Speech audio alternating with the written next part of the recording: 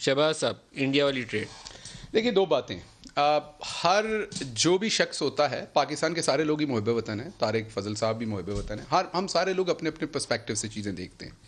یہ تینوں business man جن کے میں نے آپ کو کارڈز دکھائے، بڑے بڑے گروپ ہیں فیصل آباد سے، یہ تینوں آج بھی میری ان کے ساتھ سیٹنگ تھی. میرے خیال میں یہ میرے جتنے آپ جتنے ہی محب وطن ہیں، اپنے ملک کے لیے لڑنے مرنے مارنے سب کے لیے تیار ہیں. لیکن جب وہ اپنے بزنس کے پوائنٹ آف ویو سے دیکھتے ہیں تو ان کی اپروچ اور ہے.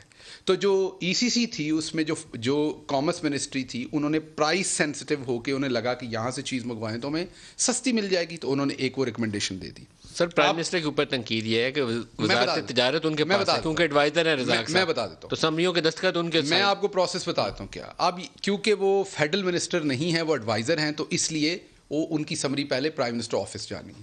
اب کیونکہ یہ سمری حتمی اپروول کے لیے نہیں جا رہی تھی، صرف ای سی سی میں ڈبیٹ اور ریکمنڈیشن کے لیے جا رہی تھی. ایک بات بتائیے، یہ تو پروسیس ہو گیا، کیا پرائم منسٹر کو رزاق داؤد بریف کرتے ہیں کہ سمری کیا ہے جس کے اوپر میں دستخط کروانے لگا؟ نہیں، میں دوبارہ بتا رہا ہوں، میں یہی آپ کو بتانے لگا تھا کہ اس سمری کو پرائم منسٹر کے اس طریقے سے سگنیچرز کی ضرورت نہیں تھی. یہ پرائم منسٹر کے آفس سے فارورڈ ہونی تھی. اس میں پرائم منسٹر آپ نے اس کا وہ اسکرین شاٹس دیکھی میڈیا پہ دستیاب؟ جی بالکل ہے. میں کیونکہ میں سارا دن میرا یہ کام ہے.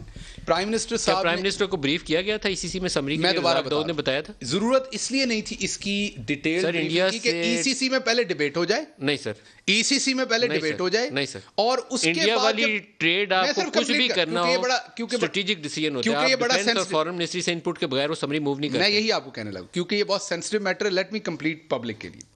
ای سی سی میں نہ فارن آفس کی نمائندگی ہے، نہ آپ کی نیشنل سیکیورٹی کی اس طرح سے نمائندگی. کیبنٹ میں تمام لوگوں کی، آپ کی ڈیفنس منسٹری بھی بیٹھی ہے، آپ کی فارن منسٹری بھی بیٹھی. کیبنٹ از دا فورم جس نے جب اپروول دینی ہے تو گورنمنٹ کی اپروول ہونی ہے. جب وہ کیبنٹ میں آیا تو اسے اٹھا کے سائڈ پہ کر دیا گیا، اپروول نہیں دی گئی. ای سی سی میں انڈیا کے حوالے سے موو نہیں کی اب میں جاتی. دوسری طرف آ جاؤں. اب انہوں نے ایک اور بات کی کہ انڈیا کی، کہ ہمیں ان کو یاد کرنا چاہیے کہ جب جندال آتا تھا تو کس طریقے سے پرسنل ریلیشن شپ بتا کے مری ملنے جایا کرتے تھے. کس طریقے سے جب حریت کی لیڈرشپ کو نام مل کے اور جندال کے گھر پہ چائے پی جاتی تھی، کلبھوشن کا نام نہیں لیا جاتا تھا. اب آخری چیز میں دکھانے لگا ہوں. یہ مریم صاحبہ نے ایک ٹویٹ کیا جس میں انہوں نے کہا کہ لکھا ہوا ہے کہ نالائکوں اور نااہلوں کی اصل کارکردگی. اب یہ کارکردگی کیا ہے کہ مزید دھچکا، تمام اقتصادی اشاریہ زوال پذیر عالمی بینک کی تقابلی جائزہ رپورٹ، جس میں عالمی بینک نے یہ کہا کہ یہ جھوٹے ہیں پاکستان والے. یہ ان کی رپورٹ ہے. عالمی بینک والوں نے کہا کہ یہ جھوٹے ہیں، 2 نمبر ہیں اور اپنے فگرز فج کرتے ہیں.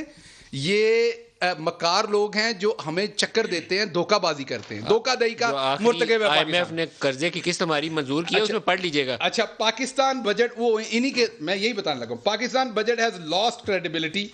فورن ریزروز جو ہیں وہ 4.9% فال.